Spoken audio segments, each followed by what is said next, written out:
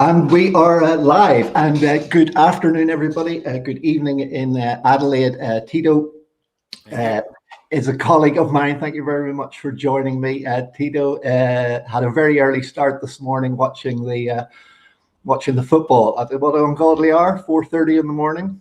Yeah, 4:30 a.m. That's right. It's been a long day. Well, it was obviously worth getting up for. It was now, yes. I thought, England at home, the crowd behind them. Yeah. And when they scored in the first couple of minutes, I thought, gee, here we go. Yeah. But, they played a very un-English type game. They were very defensive. I thought if they kept attacking, they would have beaten Italy, but they couldn't get back in.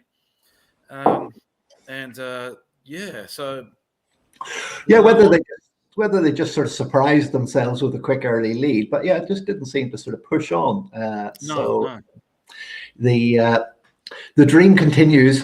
The quest continues for the English football team. Maybe in the World Cup next year, they may. I'm sure they'll get there soon. It's been a long time. Push on, and so I first met Tito. Tito works in the Foot and Leg Centre in Adelaide and is a manual therapy specialist. With your original qualification in spinology.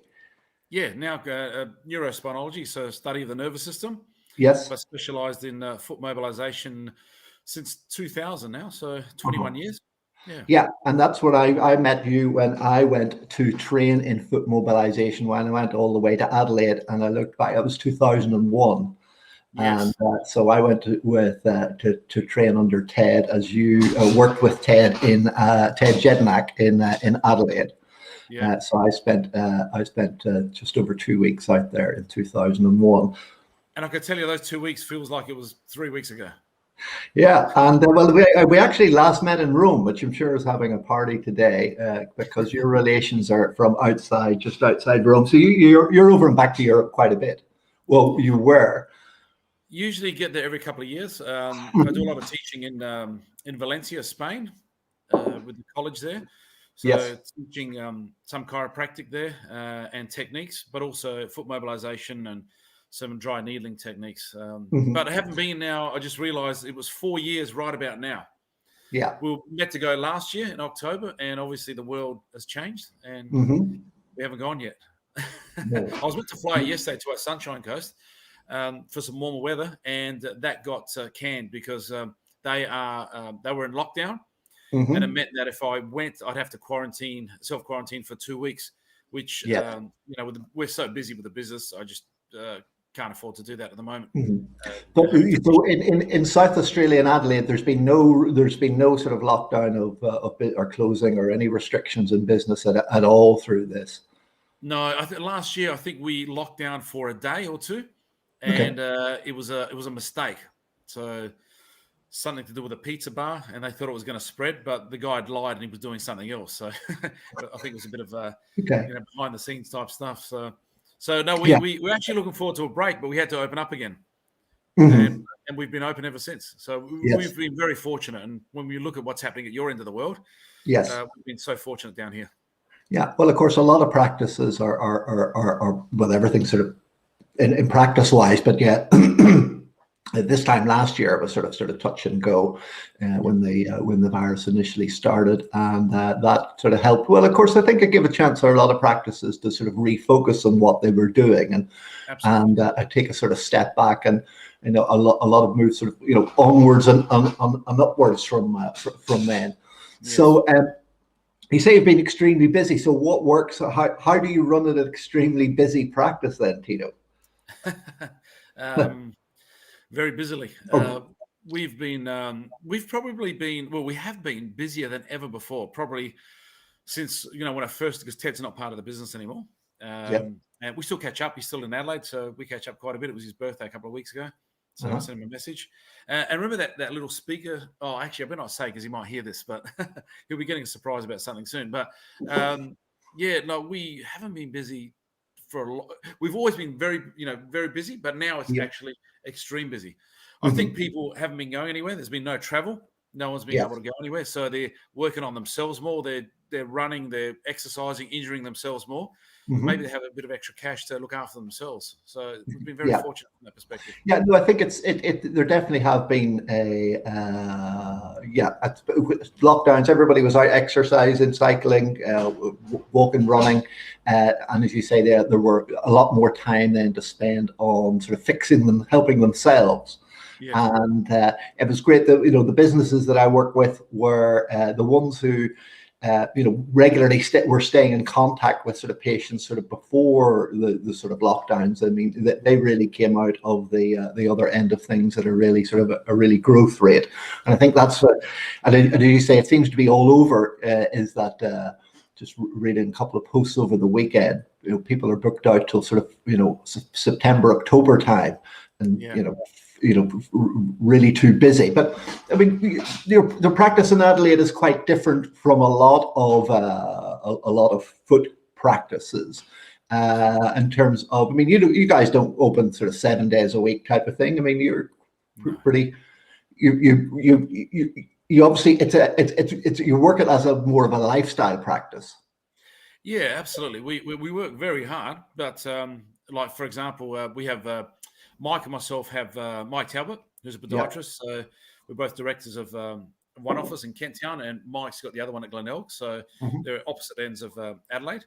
And we just, I think we're open Mondays, half of Tuesdays, Wednesdays, 8 till 6, half of Thursdays, and then we're done.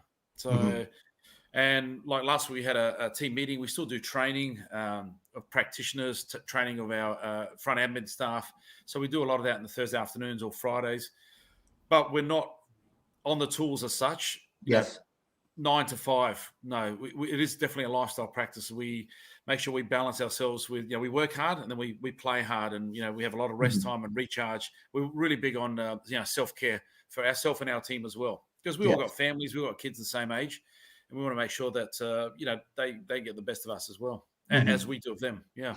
Yeah. And because a lot of practices just seem to sort of, as they get busier and busier and busier, they don't build any of that self-care or downtime. And it is, as you say, when you want to give the best to the patients, you really need to sort of figure that into the into the way to work the practice.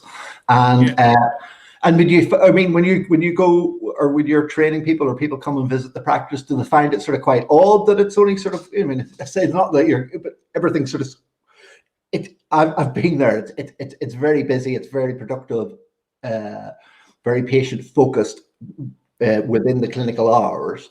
But they say a lot of practices sort of find that difficult to get their head around. Yeah, that you can make a long-term business from, structuring it around you. Yeah, well, it's been 20 years. Next February, March will be 20 years that we've been open. And, people like you still come around, and what we call the incubator, they'll come and spend a week or 2 weeks with us. Yeah. And at first it's a bit of like, wow, in your face. And, we focus on it. We're a very focused client. We, when they come in, we work with them. We don't muck around. But we really compact it. So we're getting the best out of ourselves and the best for them. Because 9 to 5, as you know, and I'm not sure who came up with this 9 to 5 business, but 9 to 5 is, it can be draining. And this week, for example, both practices have closed for 1 week. So we've gone, and Mike's up at North Queensland and Cairns. Everyone's having a break, and it's really, really comfortable. So it's a chance to recharge. Well, I think a lot of practices don't even work the 9 to 5. I mean, they're working 9 till 7 or 9 till 8 because they're doing extra hours to sort of work around patients and things, and evenings and Saturday mornings. And I mean, it's and again, that tends to sort of evolve just as they get busier and busier. And I'd be worried about that practices who are booked out till September, October. Yeah. And they are that sort of busy. I mean, certainly the practices would help to sort of try to see the business working for them rather than them working in the practice, isn't it? Yeah, absolutely. And the 9 to 7, there's just so much time on the business, and there's fatigue. There's people get sick, and we're really big into self-care for ourselves and our whole team. And I can't remember the last time I had a day off. I don't think I've been sick for probably 4 or 5 years now since Mike and I took over, because we do that self-care. We're big on meditating. We spend time recharging. Our holidays are all planned for the year and into next year, so we can have a break. So in October next year, both practice will close down for a week again, and everyone recharges. Yeah. So it's very well structured in that way, so that we can have time for ourselves. Yeah, no, that's one of the things that I learned and we've implemented in other practices. Yeah, book those holiday times out a year ahead, so that they're actually sort of set in stone. Because I think as people are too busy, they just don't get that, and they never get an opportunity. So if it's all booked and scheduled in, then you've got something to look forward to. Absolutely. There's always something to look forward to on the horizon, and it's a good thing, because, like you said, if you're booked out until September, October, and something happens, where do you go? You've got no space to move. If you're booked, where do you book people back in? And there's more overwhelm, and sickness comes in. Your immune system gets overcharged, and it's no good for anyone. It's no good for yourself. It's no good for your clients. Yeah, and then so where do you find then the time to sort of do the teaching that you do in foot mobilization? Well, at the moment, so last year teaching was, I think I've been in Brisbane, Sydney, all the capital cities around Australia up until about March, and everything's just sort of went on hold. Since then, I've done just within South Australia, some podiatrists down south of Mount Gambier, one in Adelaide. We've done. We're just introducing some online work as well, some theory for continuing professional education. But I'm also going to set up an online for people that can't get in. So you get some of the techniques. We've got this podcasting place here where you have 5 or 6 cameras looking at you, so you can actually physically teach, and then get everyone to go out and actually practice. Yes. And then the hope is that one day we'll open again soon and be able to get people in live again. Yeah, well, I'm hoping the same as well. I have some online biomechanics courses that we're working on improving as well, from feedback that we got when we ran the course before. And again, then live training. We may get something organized for the later on this year, but again, everything's sort of quite restricted by travel and things now. Although again, UK seems to be more opened up than here we are in Ireland, but that may sort of change over time, especially with all the bigger crowds. I mean, it was great to see huge crowds back in the stadiums over the weekend for the tennis and things as well. So it's amazing. We were looking jealously at. I was watching some of the State of Origin games in Australia and things, and the big crowds there. And there was, watching rugby here, there was none of the crowds. And then, do you find what advice do you have for people who want to learn about foot mobilization? Well, why do you think it's such a good modality to use for foot and leg problems? Well, a lot of the foot mobilization, as you know, Justin, you came through, we look at, rather than dealing with, Achilles pain and heel pain and dealing with the symptoms themselves, we like to go deeper and look at the structure of the foot. So, when your biomechanics aren't working as well, there's strain and sprain on those connecting tissue. So we go deep and look at the construction of the foot, making sure that's working at its optimum. Taking that pressure off the ligaments, the muscles, the tendons, so that inflammatory response is then reduced or goes away completely. And then obviously we add the stretches and exercises and other modalities within that as well. It's changed a bit. We do some needling as well these days as well to help along with that too. Yeah. And then of course, then it's helping people then integrate that back into the practice, into their practice, which is so they can actually give that to another modality to more patients. Because again, of course, you've met a lot of podiatrists, and their focus tends to be very much orthotic based therapy as a first line treatment. I mean, and that is sort of changing depending on which university you go to, and there is a lot more focus on sort of rehab and exercise and things as well. But I think a lot of podiatrists do still tend to be very orthotic focused. Yeah. Yeah, and we still use orthotics. We probably use them in about 7 to 10% of cases. And we find that those that do need orthotics, if you've got a tight, rigid midfoot and, you slip orthotic, under there, it actually tends to rock rather than run smooth. So if you can get some mobilization in, and it'll make the orthotic or the device work better as well. So we try to work with the orthotic rather than just putting straight into the orthotic. Yeah. No, what I found is it improves the overall foot function. So you need to do less interventions then with orthotics then at a later day, if at all. And I mean, my number of orthotics that I use for patients certainly, took, was an awful lot less than when using the manual therapies. And so do you think people struggle to integrate new ideas into their sort of practice? We're finding that here, and I find that here in Australia when I move around. I mean, more and more people now with the younger generation of podiatrists coming through are thinking a little more laterally. But it is a bit of a struggle because, obviously you come out of university and everything's about orthotic, and the orthotic has its place. There's no problem there. But a lot of the studies that I did with Dr. Paul Keneally before Ted, and Ted did with Dr. Harvey Lampel, and their claim to fame was that, 90% of surgery and heel pain wasn't required. Orthotics weren't required, or surgery wasn't required if you did foot mobilization. And we've definitely found that to be the case. And like I said, I've been doing this for 21 years, and the center's almost 20 years old. Yeah, we found that to be true in every case. Yeah. No, it's. I mean, the results are amazing, especially for people who have had, the bag of orthotics that come in, and when you have somebody who's sitting in front of you with with 4 or 5 pairs of orthotics, and they're looking at you and they're wanting some help. Well, certainly when I didn't have foot mobilization as a modality to use, it would be sort of scratching my head. I mean, the last thing they need at that stage is another pair of soft, rigid, whatever orthotics for them.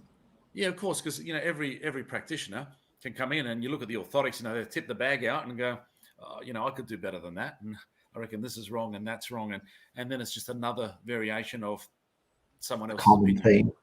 And like I said, they have a huge place in what they play, but if you can get the foot to function and work better, and get some really good exercise programs going on, you can get a great result. And a lot of people these days, they come through and they're just sick of wearing the orthotics, especially females with their type of shoes. They don't want to wear orthotics. So some need to, but there's a lot that don't need, and we can look at getting them out of the orthotics if they do the correct things. Yes, which makes it a real bonus because people, it's hard. You got to take them out of one shoe, put them into another shoe. You find that most orthotics, especially in some shoes, female shoes, they fit into the shoe really well, and then trying to get the foot in there is really difficult later on. So if they can go without them where possible, it's a real bonus for them. It's a bonus for us as a practice as well. Yeah, I mean, I'm sure, like you, I've had patients who have said, great, my foot pain's gone. Now my husband's going to kill you because I'm going to be able to go out and buy lots of lovely new shoes to be able to wear again. You fix or improve. Yeah. Now I only wear my high heels on a Sunday now. So is it? That was yesterday. That was yesterday. And then, of course, advertising rules are a lot different for practices in Australia and the States and Canada than they would be here in Ireland and the UK. So you are you can be quite limited in the claims that you can make about outcomes of treatment. And so how do you help to work that in with the practice? You're just going to be. Yeah, well, I'm luckily I'm not subjected by those governing laws under my profession, but the podiatrists definitely are, and the physios. Yes. So, you need to work, like we can't have testimonials. Can't have testimonials, No. So if you've helped someone, that you can't have them tell someone else about it, or you can't put it anywhere on your website or advertise it through Facebook. Yes. If they put a Google review up, that's okay. Yeah. But anything else, you could get suspended or, fined.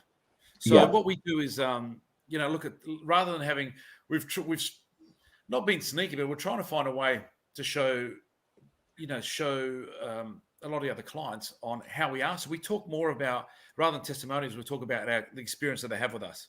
Yeah. So how did you find our experience? And we Mhm. tend to have what we call a Disney experience. We try to make the experience when people come into our practice like going to Disneyland. So we offer them, they get a menu with, coffees and teas and, sparkling water.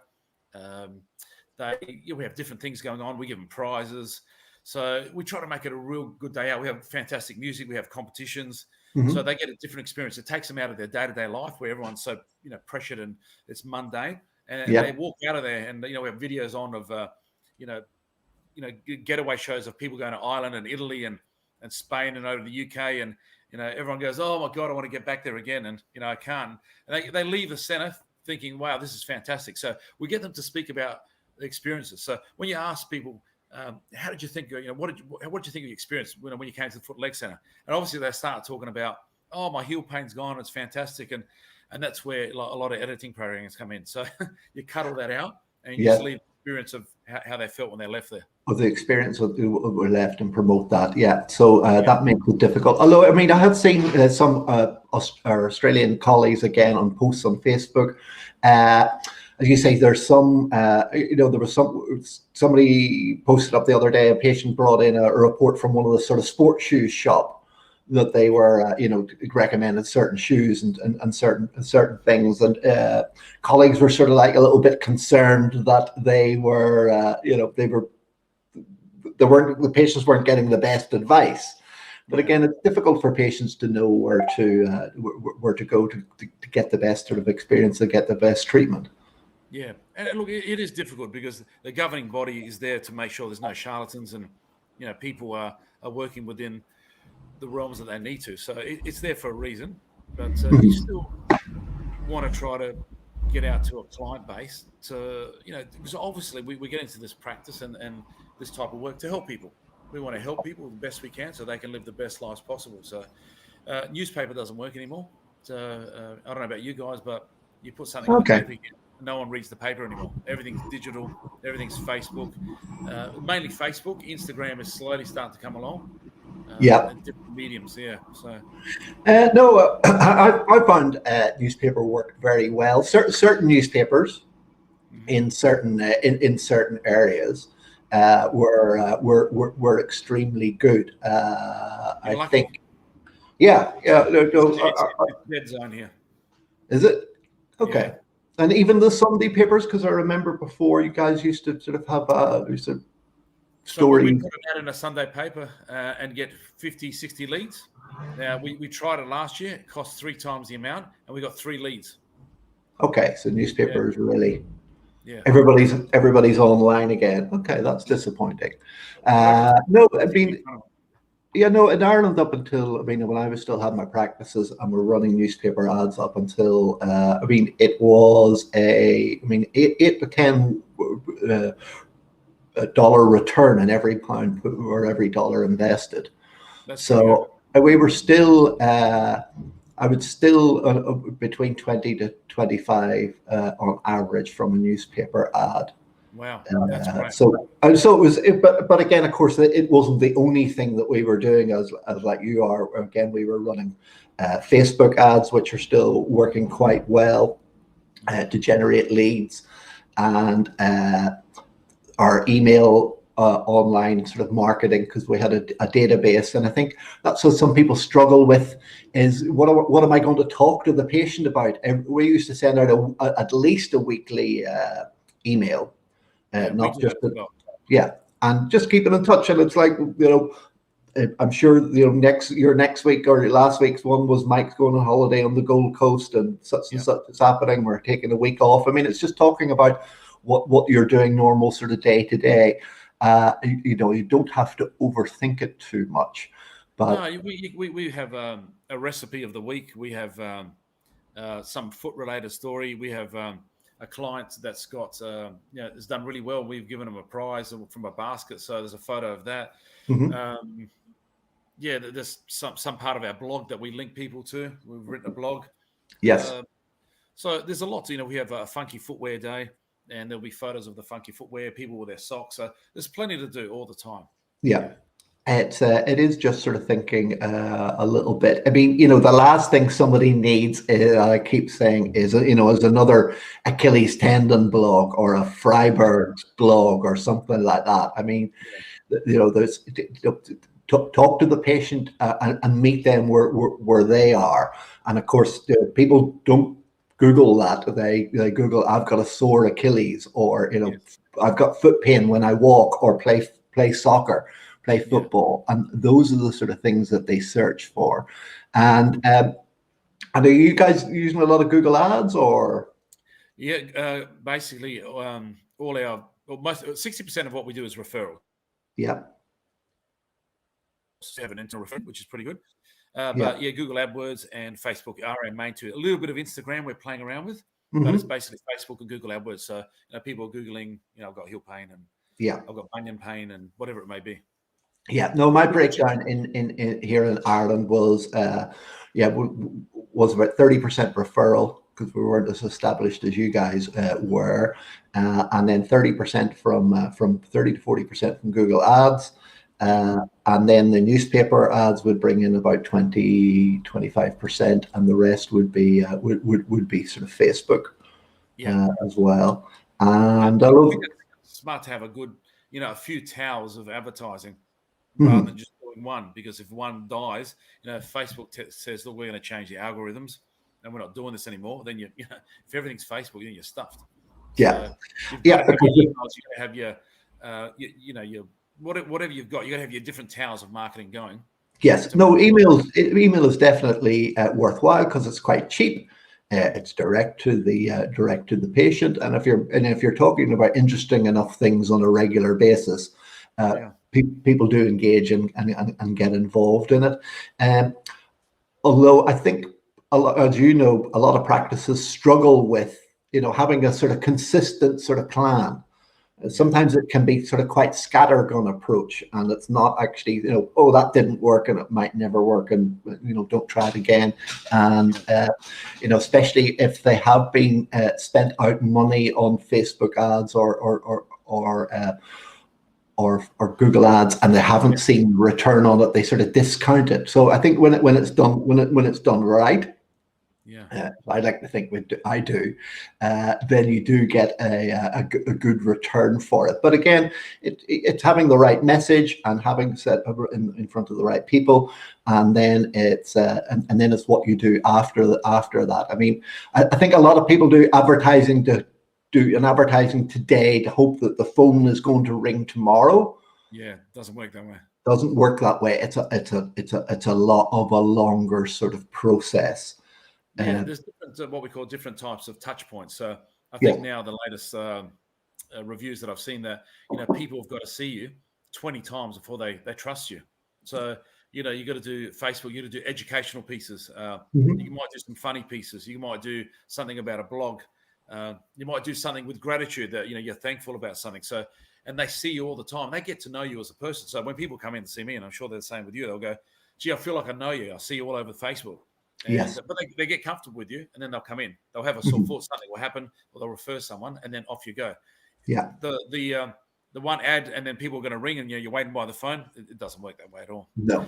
The other thing I was going to say is one thing we're getting into now, which is really huge, I think, is rather than email, is texting.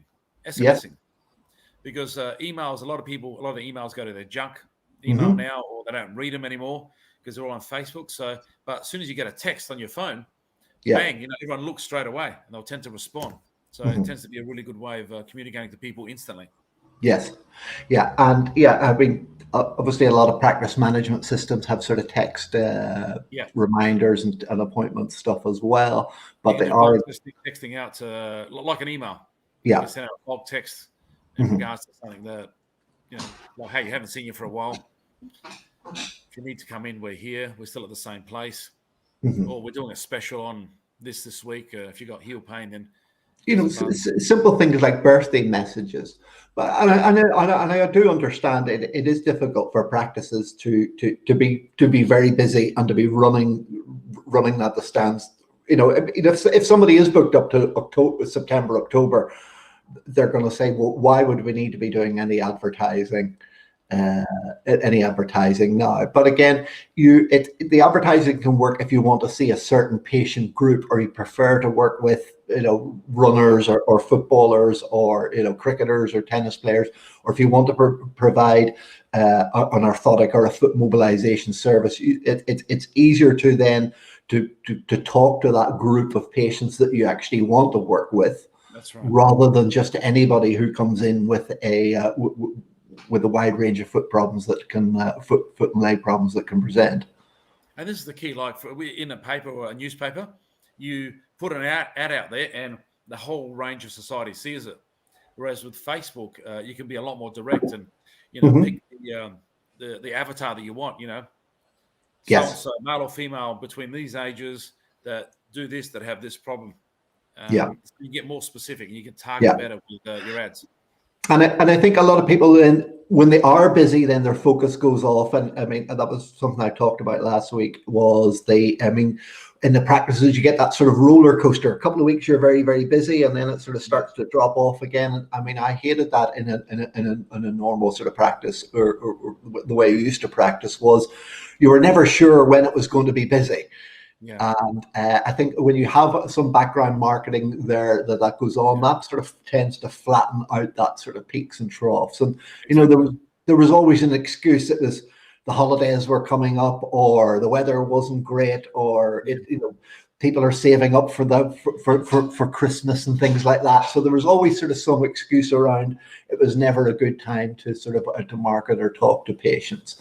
And I think also that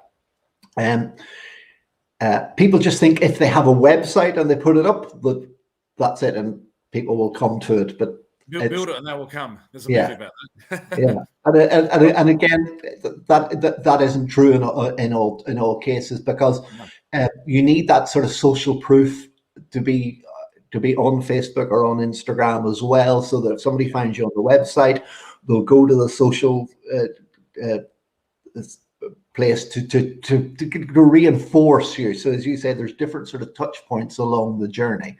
And I mean, and you don't want to be selling to people all the time either on Facebook. No. You don't want to say, every ad or every video is, I'm offering you this or I'm offering you that. It's a lot of the time it's it could be a question. Yeah. So you do have to do some SEO on your website. Some interesting information on the website, that it's not just all about the qualifications and what's going to happen to the patients in the practice. And then that's sort of backed up with some Google ads and some from Facebook ads as well. And you got to give away sort of information and make it engaging with the patient. Give them an exercise for heel pain. Now, the exercise may temporarily relieve them, but it's not going to get rid of it. But, it just engages them and gives them something to do. And, after a while say, I really think this girl or this guy know what they're doing, And when, as soon as the iron's hot, that's when you strike. They've got a heel pain, and they'll go, wow, I remember these guys. This is where I'm going to go to, because they educated me. They seem like a really nice person. They're genuine. They show me some exercises. They seem to know what they're doing. So, let's go see them. And then you become the place of choice. And the harder you can do that, the better it is for you. And what I was going to say is what a lot of practices don't do, because they're so busy. So now at the moment in the practice, Mike and I don't work full time. So I work on the tools Tuesday afternoon and Thursday mornings. And the rest I work on the business. So we measure and test everything. And when you've got enough data, not only for 1 year, but then for the next year, you can see trends that are happening. So if certain times of the season, like winter or Christmas, you're thinking, everyone's slowing down. Well, that's where you might introduce some specials to get that up. Yes. You can use it as a tool, a really, really important tool. And also, I think that when people start to advertise or start to market their practice, is that, again, they're thinking sort of quite short term to fill those sort of quiet times up.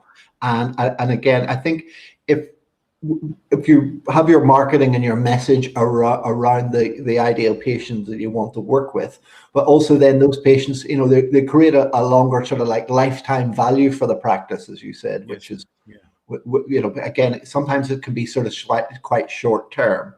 rather than looking at, at different patients or the categories. You want to work with a person who wants to help themselves as well. Absolutely. I mean, I think a lot of practices are focused around just fixing the problem. Rather than helping the person help themselves as well, which is a large part of the take away exercises for maintenance, keep them going, keep them moving. Mm-hmm. We all know how important exercise is, and I think the dentists are great at that, aren't they? For years they've been advertising about cleaning your teeth, preventative type work, whereas a lot of practices tend to work, which is how it worked many years ago when I first started. In that, you've got a problem once the pain's gone, well, that's when you stop. Mm-hmm. But the problem can be there for many years before the pain actually arises. Things are wearing, tearing, grinding down, and then all of a sudden, they come in and go, "Oh, I've got this heel spur. It just happened on the weekend. The heel spur has been, forming itself because of bad biomechanics for 20 years." Yes.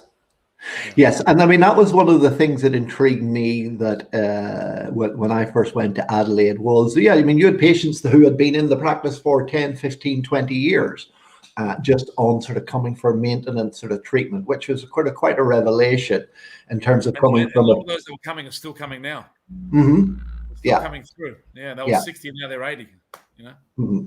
Yeah, and I mean, people would sort of say, well, why would they be coming? And I think it's a little bit like some of the chiropractors that I work with as well. They sort of seem to get a bad rap from other clinicians that somebody's going to be there for 5-10 years of, but I mean, it's always struck me as a stupid conversation was the patient's intelligent enough to know that what's helping them and what works best for them. Yeah. And so we'll continue with that treatment. Yeah, and go back to the dentist, right? You go in, you get your scan and clean, you get everything fixed.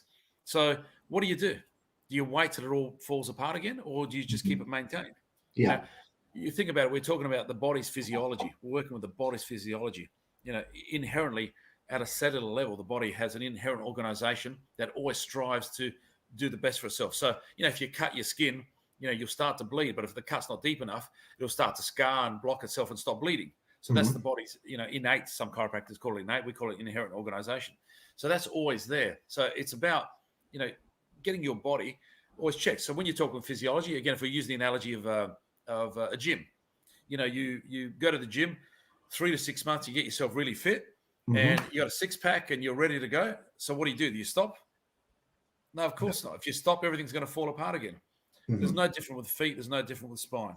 And I think, a lot of clinicians get caught up in thinking they're over-servicing people. They're going to rip them off, and it's nothing to do with that. I know that my clients that come every 6 weeks or 12 weeks or some 4 weeks, I know that if I see them more consistently at that time, they come in, they're happier, they have less problems.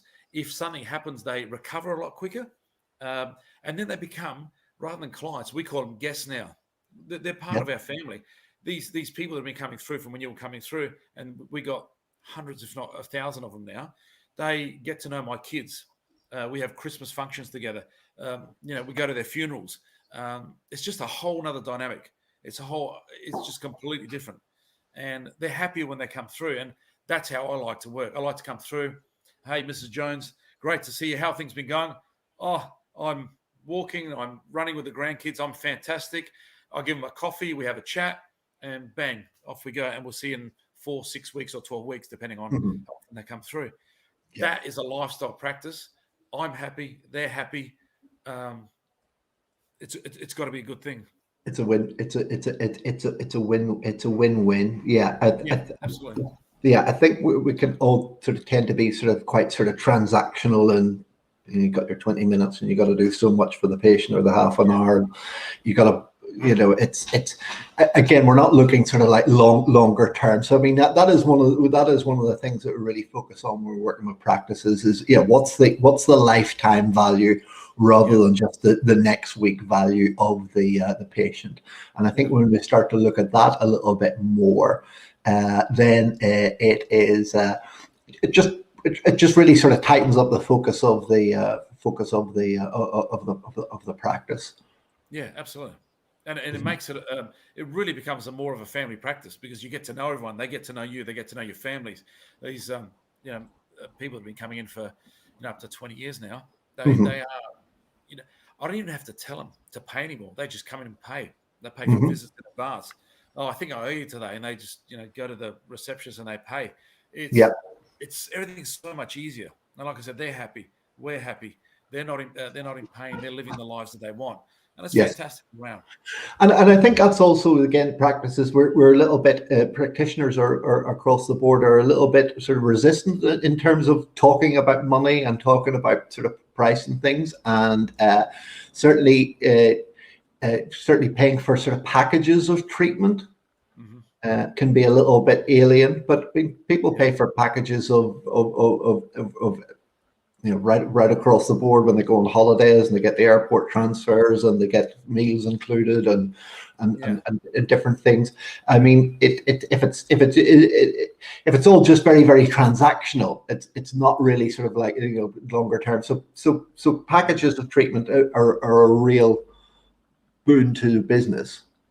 Yeah. Well, number one, I was an accountant, so I was making a shitload of money. I don't know if I meant to swear on here, but anyway, I was making a lot of money. Apparently, I'm not allowed to swear, but not much. So I financially was well off, no problem. And I got into here. It was a long story. I won't get into it, but basically, I died on an operating table back in 1999, and I was an accountant. And I didn't want to get to 40 and think, geez, I'm still doing this profession. I didn't like accounting. It was financially good for me, but I didn't like it. So I got into here to help people. But there's got to be an exchange, an energetic exchange, and money is energy. And, if I provide someone a service, then they give me an exchange for that. And it's really as simple as that. As far as packages go, people, like you said, they pay packages in whole other areas.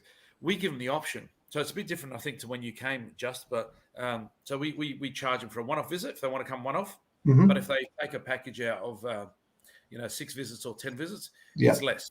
Yeah. And, we've got health insurance here. So it means that I don't have to give them a receipt each time, which means that if I'm seeing more people, I don't have to have more people at the front desk. So it's saving me money. So I give them that discount. Yeah. So, and a lot of them don't even think about it. I think they save, I think it's $15 or $16 if they pay in advance per visit. So a lot of people, they don't even ask. It's like, here it is in advance. It's much easier for me. They can still claim for health insurance. And what it does as well, I found over the last 20 years, is that paying in advance gets them, what's the word? It makes them not accountable, but once they pay for 10 visits, they go through the whole treatment cycle. Because if they're relating to just pain, after 1, 2, or 3 visits, sometimes you can actually feel worse because you're mobilizing and you're stirring things up. And like exercise or like massages, they don't always feel great the first couple of times. A lot of breakup of scar tissues, a lot of lactic acid is released. There's uric acid through the joints, and you can feel like crap. So if they're paying per visit and they get to visit 3 and they're feeling like crap, they go, well, this is not working for me. But if you've explained that this is going to take some time and they've paid for 10 visits, they get up to visit 6 or 7 and they go, wow, I've got through that point. A bit like exercising again. You get through that first 3 or 4 runs and you go, wow, the muscles are microscopically torn and now physiologically starts to heal. It's feeling better. And now they're going, wow, now I'm feeling better. And then when they're due again, we start spreading out the visits. But hey, there's an option of paying for another 10 or whatever whatever it may be. So it works well for them as well. Because I find those that are paying per visit, if you haven't educated them well, by visit 3, they're not feeling great. They're just going to leave. Yeah, no, I was, well, one of the, when I come back, I was told packages wouldn't work. They won't work here.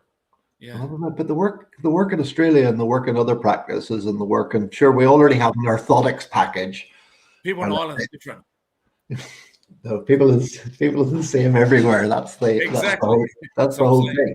Yeah, because we had orthotics packages and we had a sort of running or gait retraining sort of package and assessment, a casting, an issue, a review. I mean, you're already sort of packaged in that. And as you said, across all other professions, they have sort of packages of treatment, the Bright Smile package or the Better Back program, and different things like that. And once you have packaged it up and you lay out what's involved in it, then people are more invested in it rather than it is just transactional on the day. And that is, it's like, and why am I getting my credit card out again, or why am I paying for this again? And also, I think it's the patients. I mean, of course, they just don't. They have set expectations of what will happen as well. But again, that's what comes in part of the sort of education of the patients about how you're going to help them on the journey that they're on. Yeah, so the paying per the paying $50 or euros or whatever it is you charge there per transaction. People are looking for, I'm paying this for that service, but it's really not about that. It's really about paying for your experience and the results that you can get them. Yeah. Because with foot mobilization, you are providing a different service other than just orthotics or needling. And Justin, like by doing the foot mobilization, I've been doing it for over 20 years now, that 93% of the time someone comes to you with heel pain, they're going to get the result that you want. So we go through a process of elimination to see and make sure that we can help them. And our results are phenomenal, but they're phenomenal because we go through a process of bang, bang, bang, bang, meeting all these checkpoints to say that, yep, we know we can help you. And this is what we're going to do. Heel pain is the only thing problem we seem to have mentioned, because it is a huge part of the patient cohort that we see. I mean, 50 to 60. Sorry? I missed that. Heel pain, I mean, it is huge. Yeah. I mean, it is a huge issue. I mean, it would have been 50 to 60% of patients presenting in the practice. Yeah. Do you have the similar numbers? Is that with pain, did you say? Yeah, with heel pain. Oh, heel pain. Oh, yeah, that's our number one bread and butter. Yeah. There's all those that have heel pain and all those that don't know it yet. And why do you think it's so prevalent? A few different things. I think footwear, not the right footwear for the right person. In football sense here in Australia, we have put out artificial pitches. Yeah. So a lot of severs and heel pain and shin pain coming through because of that. Just people not looking after themselves. I mean, feet are really out of sight, out of mind. Who gives a shit about your feet until they hurt? Yeah. When they hurt, they're the most important thing. When they don't, they're fine. Yeah. So. And and again, the intrinsic strengthening, you guys are still into a lot of sort of like intrinsic, the foot for the core type of. Yeah, stretching and strengthening exercises and our proprioception. We've modified them slightly from when you were here. We've added some, taken some out. But definitely strengthening, stretching, and proprioceptive. Yeah. And I find with proprioceptive, that sort of changed a bit too now, because there are so many more people with knee replacements that can't do your balancing or proprioceptive type work. So you got to pick and choose who you see. But definitely a huge part of it. Probably makes up the strengthening program. We've got what we call our exercise club now. And that makes up about 30% of what we do with the FMT. Yeah, because there were some proactive practices really were on this side were over the lockdown. Yeah, they were running online classes and doing online sort of things for their patients. Again, but when they weren't able to get in to see them, and again, those practices really sort of like came out of the lockdowns. So much busier. And it was a free service that they're providing, for patients. But again, it's the way you word those sort of programs, and it's not about are you worried about your balance? It's you need to talk about are you able to get around up and down to the shops all right, or walking with the kids on the beach? I mean, it's talking to the patients about what they're actively seeking to do, rather than just sort of focusing on what they can't do. It's never about the pain. It's always about what we call their significant emotional event. What is it stopping them from doing? Playing with their grandkids, playing sport, going to the shops, playing golf. It's always that. they'll come in with a heel pain, but it's really Yeah. trying to find out and delving deep on what is it really stopping them from doing. Yeah. And once you know that, then you can get them back on track. Mhm. Right? Yeah. You know how to deal with them. Yes. Yeah. Because that's the thing. I mean, there's always we've talked on a number of the podcasts before about this, of that a significant event, especially when somebody's sitting in front of you. Just tell me again, how long? 4 years, 6 years of this you've been putting up with, or longer? And yeah, there's always some trigger then that it's usually the fear of missing out on sort of something at a later date. People want to be active and mobile, and people want to be active and mobile, and be able to exercise and keep up with the kids and do the things that they want to do. After the first consult, I hardly ever talk to my guests about pain. It's always about their emotional event. What do they want to do? So they want to get back running, walking, playing with the grandkids, and it's always like, hey, we're going to get you back to the grandkids. We just need to do a little bit more. You do this exercise, this is going to do this, which takes you back to that. Because if I'm going to say, if you do this exercise, you're going to feel better, or it's going to make your muscles stronger. Big deal. But if you say, and I mean the amount of clinics that are advertising that on Facebook, on Instagram, and different places. I mean, Instagram. I mean. Certainly on my feed with a lot of physio and chiro clinics, it's all about showing them doing this exercise and stuff. And the people I'm looking at it going, why are they doing this? I mean, there's no real engagement with what the patient's actually looking for. Another shoulder. Here's a new shoulder exercise. What for? What's the benefit of that? So I think if they just sort of think that if they talk about again the Freibergs or the Achilles problem or that lower back pain, that the patient's going to equate that exercise is going to help, but logically that doesn't work. It's really taking them from shit to gold. How do I get you from shit to gold? Right? That's what they want to know in the end. Yeah, and when you used to use that sort of trick with kids, when with kids with severs or kids with knee issues and things, kid would be looking at you trying to give him exercises, you just relate it to his favorite football team. Yeah. Do you want to score like Messi? Yeah. He does these exercises, and rather than why am I going to have to stretch this or exercise that? And so it gives them sort of something that that you said enlightens them to what the benefits are. Because I never did exercises. I never.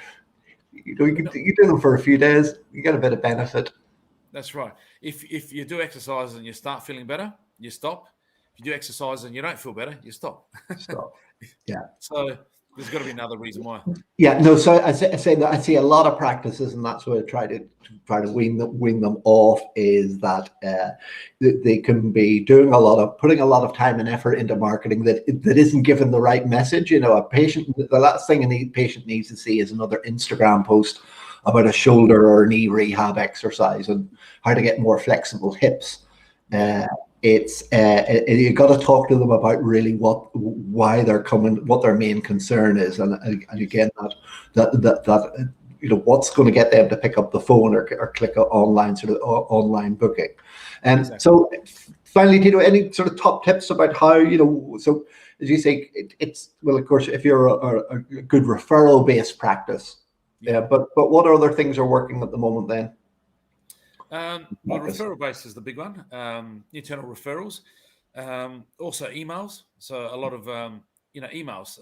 So if people drop off or they don't come in anymore, it's just re-engaging with them consistently, just letting them know you're still there.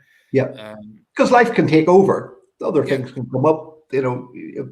Different things are at a different level of importance, and again, sometimes things just get put on the long finger. But as you say, as long as you keep engaged with them over time, then a lot of them are still in pain. They haven't come in, but that email that they get, bang. I was thinking about these guys. I've got to ring them back again. So it's not about pestering your guest or your client. It's about keeping in touch with them. So different information, educational information, some fun information, and then some information about what you're offering and what you do, and then it will bring them back there. Text messaging as well.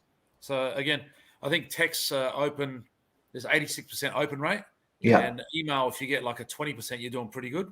Mm-hmm. So Yeah. 80% open rate, because you hear this beep beep, and everyone just looks at their phone. You get anywhere, and that's what happens. So Yeah. you're texting them about something. Again, educational, an offer, how you been, how things going, just re-engaging with your client.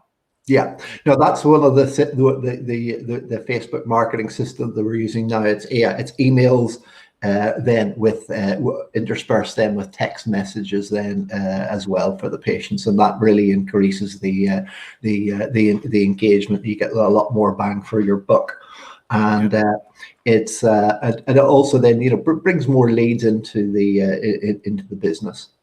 Yeah, absolutely. That's and again, the money again, we're not there for the money, but there's an exchange. We're there to help people. The lead is giving you an opportunity to help someone that hasn't been able to help. Mm-hmm. And the exchange of that, the outcome of that is that, okay, you're going to get paid for it. And it's a circle. Like, if you don't get paid and you're not making money, you can't support your family. Mm-hmm. You can't help anyone, and it's not worth anything, is it? Yeah. Well, again, it all ties into that, what we started about. We want to have a practice that actually sort of works for you, rather than you're just servicing the practice. So the money's part of then you being able to take the time and holidays and provide the services, and as you say, all the extras that go along with the giveaway packages for patients, and being able to have all the other marketing in place. It all feeds in. It is a circle. In that family practice, or your best practice, 24 years of practice now, I found that I've had people, if I open at midnight, people will come in. I've had people calling me 11 at night, 5 in the morning, and you can't submit to a lot of that, because again, you've got to be true to your hours and your family and your time and what you want to do, whatever that is. And it may be different for everyone. But if you want to work from 8 till 6, 7 days a week, and that's what you want to do, fantastic. That's what you do. But you're going to burn yourself out fairly quickly. I don't know. I'm 24 years older than when I first started, and I still feel very physically fit and can do it. But you will start to fatigue. And like I said, I take energy breaks. I do a bit of meditation. I coach my team, so I get out and run a little bit. We take our holidays, spend time with my family. I get a good balance. And it energizes me to give my guests, my clients, the best from me. Mm-hmm. Yeah. So they get the best. Yeah, because they deserve it. You deserve it. You deserve it too. That's right. Yeah, it's. I mean, it's. Yeah, and then better able to help more people. Yes. Is the idea. That's the way. Great. Okay. As many goals as you can. And so, how can people find out a little bit more about you, Tito, if they want to? Or where can they find you? They can. I don't know if they can leave a message here on what we're on here. Well, they can on Facebook, but of course they can look you up on Facebook, or you're at the Foot and Leg Centre in Adelaide. If not, Tito Pignetti under Facebook. There's training consulting, which I do my training under. And feel free to message me, ask me any questions. I'm happy to chat. I'm happy to talk. Happy also one day to obviously get back to Ireland. I've been to Dublin, and that was a long time ago now. But I think we caught up in Rome for a famous night. Was that 10 years ago, 2011? Yeah, it was 2011 or 2000. Was it? I was in Adelaide in 2011, so it was 2013. We were in Rome. Was it? Was a great time again. I'm looking forward to another night out and a drink with you, mate. Thank you very much. It's and if everybody wants to keep an eye out for my latest biomechanics courses that we're working on, and as I say, look out for coming live to some venues hopefully soon. That's great, Tito. You can hang on. Thank you very much, everybody. We will speak soon. Been a pleasure. Thank you.